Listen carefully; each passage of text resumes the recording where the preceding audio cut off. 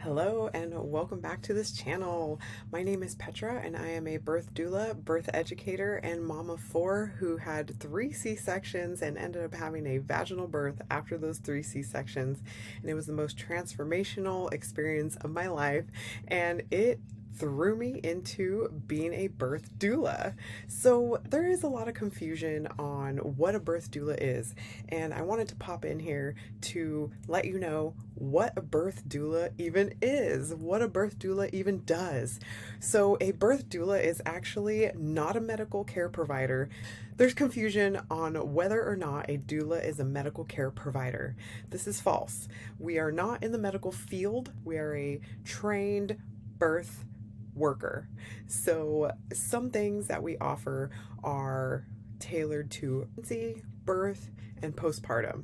So those are our 3 main niches when we are a birth doula. So what we do for our clients when they are pregnant is we provide birth education, birth planning. We help out how you want to be supported postpartum, and we talk about how your partner, if you have a partner, can support you throughout your labor, birth, and postpartum journey. So when you are in labor, we do come to your labor.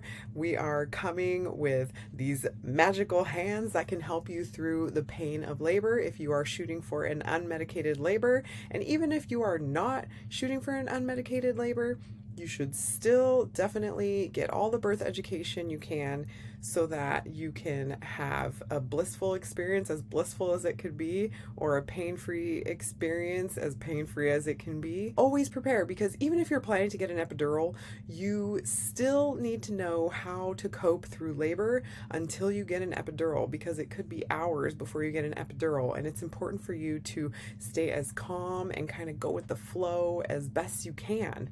So during labor, of course, I bring my hands, but I bring a toolkit of things just in case. This is one of them. This is to help massage my clients. This helps save my hands.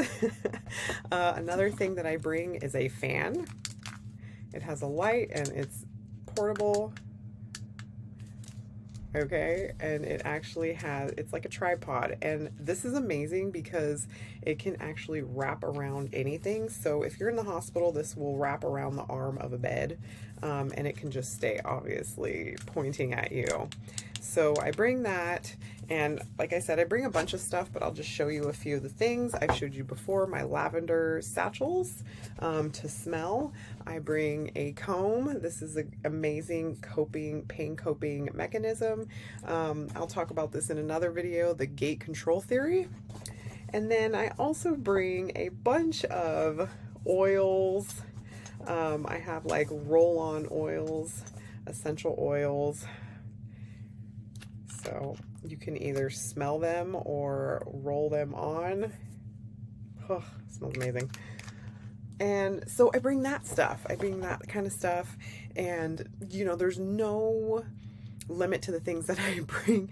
I have a humongous like plastic tub full of stuff that I leave in my car so I can just have it. I have a bag that I bring with me, but I kind of pick and choose what I'm going to bring. I don't bring the whole plastic tub with me into a birth. I just leave it in my car so I can go back and forth. Anyways, I can actually get into that in a different video and talk about what I put in my doula bag. So during the labor, that I help support mom not only physically but emotionally, because labor can be very intense and it can be very overwhelming emotionally. And so I help to kind of keep mom grounded and present in the moment so that she can get through labor. And when I say present in labor, I don't mean I want her to be aware of her surroundings. No, I want her to stay present in her labor brain, which is also referred to kind of like primal brain. You just give into labor, and it almost feels like, when I went through labor, like you're in a dreamland. So you want mom to stay in that. You don't want her making any decisions unless she absolutely has to. You don't want her thinking or anything. So I try to support mom in kind of being intuitive to what I feel like she needs in the moment, whether it's food, water, position changes, going to the bathroom. different things like that. And then also during labor, I help support dad. So the way that I help support dad is I help to get him involved in the labor, because you really want oxytocin to be flowing freely, because oxytocin is that love hormone that is going to help bring baby down and out as quickly as possible. And one of the benefits of having a partner there, especially if it's a loving relationship or there's a connection there with the partner, it can actually help make the oxytocin flow more. You can get more oxytocin because you are having that bonding connection with your partner, which releases that hormone. So what I do is I try to help facilitate that relationship, that bonding, to create that oxytocin flow.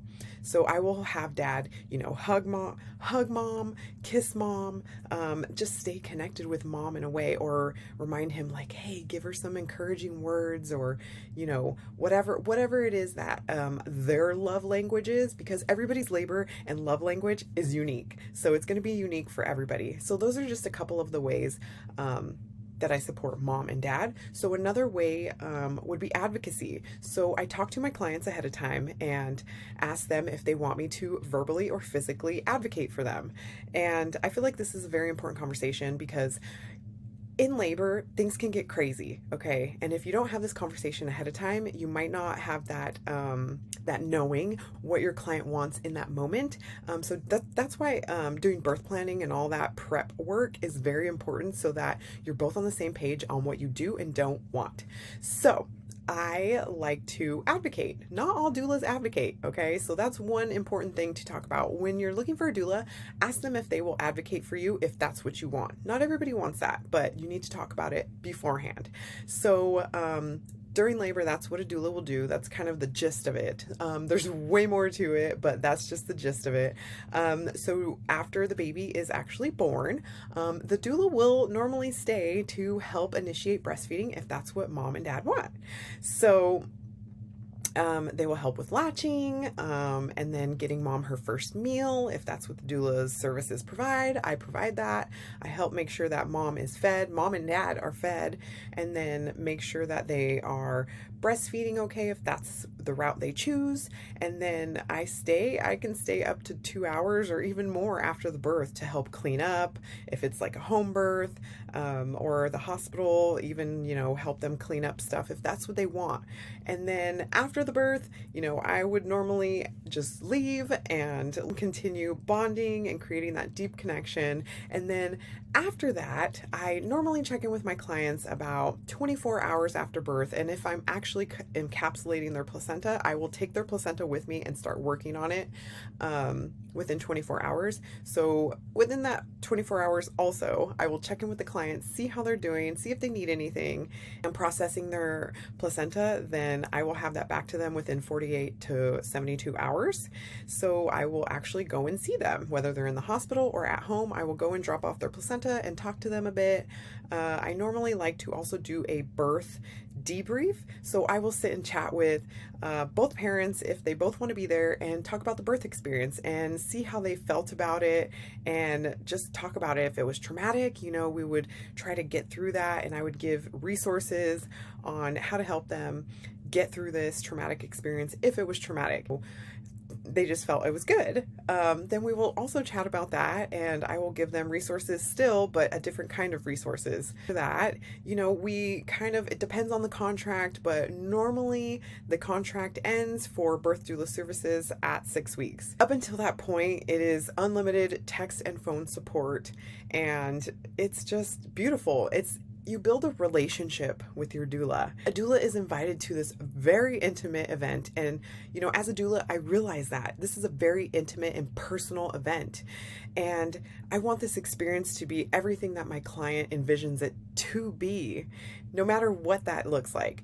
Doulas can even support a person whether they're having a home birth, birth center birth, hospital birth, or C-section. I don't think a lot of people realize that, but a doula can be there to help you through your C-section. And that could include birth education while pregnant, and then birth support at the actual C-section. And the doula can help advocate for mom or dad during that experience. And after that, you know, if dad wants to go with baby when baby is born, then the doula will stay with mom and help support mom, because it can be a lonely experience having a C-section, and it does help to have a doula there to support you. So that is possible. And then also a doula can help you help educate you on how to heal yourself postpartum, whether it's a C-section or vaginal birth. So not only is it amazing to just have a doula there to help educate and support you throughout this entire journey from pregnancy to postpartum, it's actually evidence-based.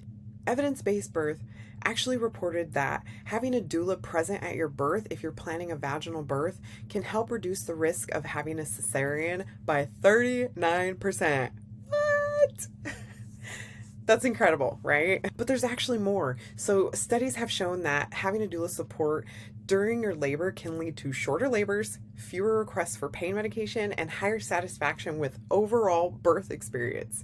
So moms who had doula support were also found to have lower rates of postpartum depression and higher success rates with breastfeeding. So I feel like doulas are like your secret weapon to having an empowered birth and postpartum journey. I mean, it's so incredible. I wish that I had known about doulas before I even had kids. They are such a valuable tool to help support you. So, you know, I love doulas, and obviously I shout it from the mountaintops that I love doulas and I think they're incredible. And if you do choose to have a doula, I think you're going to have an amazing experience. And also, when choosing a doula, it's important to make sure that you align with this doula, that you guys have the same values, and they're going to honor your requests, because this is your experience. This is not your doula's experience. I mean, yes, doulas do experience this with you, but ultimately the way that you feel about your birth is ultimately what matters.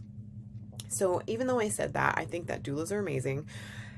I totally understand and respect the fact that not everybody wants a doula, and that's okay, because you can actually get a doula and hire a doula for the birth education part, the birth planning part, and the postpartum planning part, and even postpartum support, because there's postpartum doula support available. So you can hire a doula for that and just exclude your birth part, because like I said, this is a very intimate experience, and some people want to just experience this with their partner, and that's okay.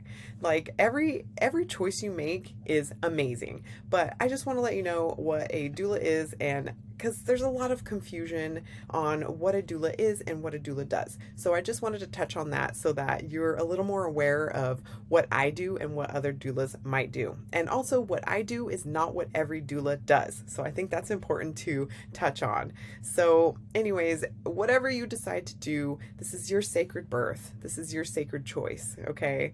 And I'm here to support you no matter what. And I honor and celebrate your decisions wholeheartedly, because at the end of the day, that's all that matters. All right, so if you felt like this video was helpful and you learned a thing or two, please don't forget to like and subscribe so that you don't miss any more of these videos. And I would love to hear your thoughts on having a doula at your birth. Would you have a doula at your birth? Or have you had a doula at your birth? And how was your experience if you did have a doula? All right, and go ahead and click the links down below. That way you can follow me on Instagram, because I would love to connect with you, and I want to build and foster more relationships in this community. All right, I will see you in the next video. Bye.